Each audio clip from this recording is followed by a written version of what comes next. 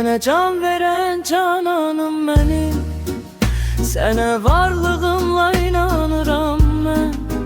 Etiraf edirəm günahkar qulam, boynumu bükürəm dayanıram mən. Etiraf edirəm günahkar qulam, boynumu bükürəm dayanıram mən.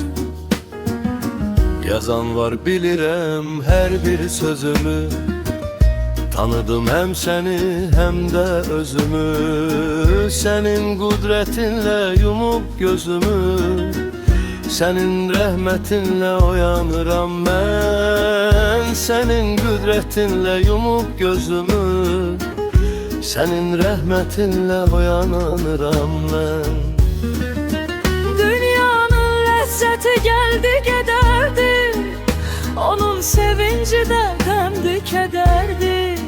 Günahım saçımın sayı qədərdi, göylərə baxmağa utanıram mən. Günahım saçımın sayı qədərdi, göylərə baxmağa utanıram mən.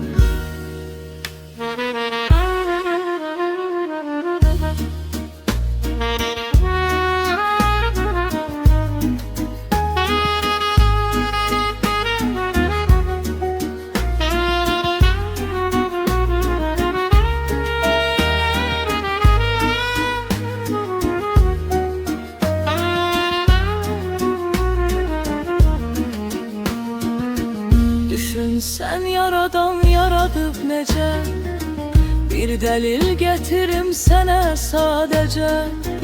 Məsələn ölürəm yatarkən gecə, səhərlər yenidən yaranıram mən. Məsələn ölürəm yatarkən gecə, səhərlər yenidən yaranıram mən. Bir gün mənim üçün də olum olacaq, dostlar kədərlənib yada salacaq. Mənimlə etdiyim əməl qalacaq, bilmirəm heç nəyi qazanıram mən. Mənimlə etdiyim əməl qalacaq, bilmirəm heç nəyi qazanıram mən.